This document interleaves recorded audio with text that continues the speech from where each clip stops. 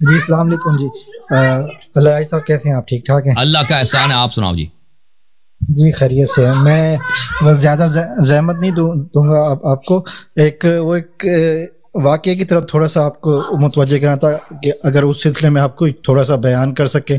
وہ واقعہ غرانک جو ہے جس پہ وہ کہتے ہیں کہ رسول صلی اللہ علیہ وسلم وہ نماز پڑھ رہے تھے نا کعبے میں، تو مشرکین بھی ادھر تھے، تو اس زمانے میں کعبے میں وہ بتیں وغیرہ بھی تھی نا، تو رسول صلی اللہ علیہ وسلم نے نماز پڑھتے ہوئے ایک دفعہ بتوں کی پوجا شروع کر دی کہ تلک الغرانیق العلی شفاعتہن ترتجا، یہ مکے والوں کے جو بتیں ہیں یہ تو بڑے سفید رنگ کے شہزادے ہیں۔ غرانیق العلی کا کیا مطلب ہے؟ سفید رنگ کے شہزادے، اور یہ امن کی شفاعت چاہتے ہیں۔ وہ مشرکین کا بھی یہ عقیدہ تھا کہ یہ جو ہمارے خدا ہیں یہ ہماری شفاعت کرتی ہیں اللہ تعالیٰ کے بارگاہ میں، سمجھ میں آئی؟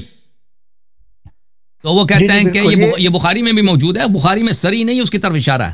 تو پھر اس وقت مکے والے بڑے خوش ہو گئے کہ بھائی ہماری آپ سے دشمنی یہی تھی کہ آپ ہمارے خداؤں کو برا نہ کہیں، جب آپ نے ہمارے خداؤں کو مان لی ہے تو اچھی بات ہے۔ تو مکے والوں نے بھی ان کے نماز میں جماعت میں شرکت کر دی، مشرکین نے بھی ان کے ساتھ نبی صلی اللہ علیہ وسلم کے ساتھ سجدہ کیا ورنہ اور سب کچھ کیا۔ لیکن یہ کس کا فعل تھا؟ شیطان کا فعل تھا۔ شیطان نے نبی صلی اللہ علیہ وسلم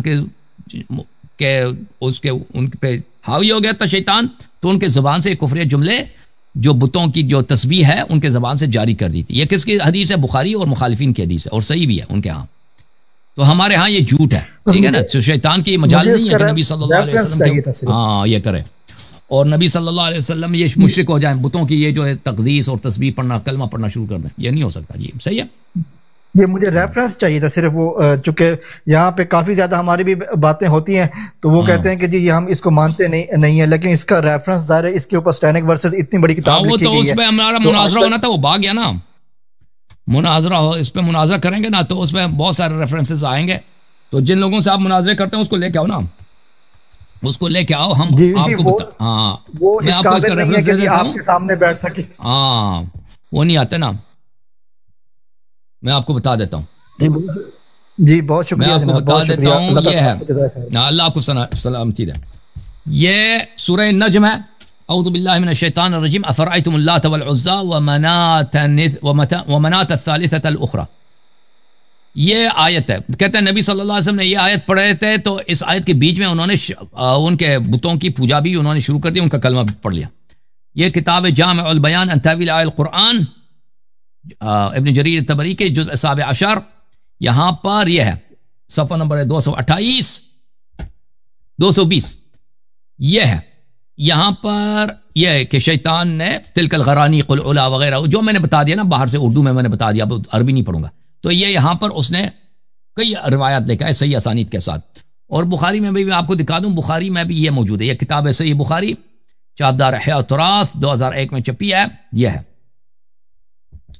حدیث نمبر 4862 4863 بخاری میں، کہ عبداللہ ابن عباس کہتے ہیں کہ نبی صلی اللہ علیہ وسلم سورہ والنجم پڑھ رہے تھے، وَسَجَدَ مَعْهُ الْمُسْلِمُونَ وَالْمُشْرِكُونَ، ان کے ساتھ مسلمانوں اور مشرکوں نے سجدہ کیا۔ مشرکوں نے کیوں سجدہ کیا؟ سورہ والنجم، اس کی تفصیل بخاری نے حذف کیا، دوسرے کتب میں موجود ہے۔ مشرکین نے اس لیے سجدہ کیا تھا کہ انہوں نے کلمہ پڑھا تھا، کفار کے بتوں کا کلمہ پڑھا تھا، نستجیر باللہ۔ ہاں یہ بھی وہی حدیث ہے 4863، یہ بھی وہی حدیث ہے کہ رسول صلی اللہ علیہ وسلم نے یہ بتوں کی جو ہے تعریف کی ہے، اور اس کے ذیل میں بہت سارے روایات، بہت اب تفصیل بہت ہے اس کی جو ہے نا تفصیل اس بات کی بہت طویل ہے۔ جوم جاؤ پرواز کرو، کیوں فخر سے سر اٹھاؤ، کیونکہ اللہ تعالیٰ نے تمہیں انتخاب کیا، صراط حق پر صرف تم ہو، صراط ایمان پر صرف کیا، کیونکہ اللہ تعالیٰ نے تمہیں انتخاب کیا، صراط حق پر صرف تم ہو، صراط ایمان پر صرف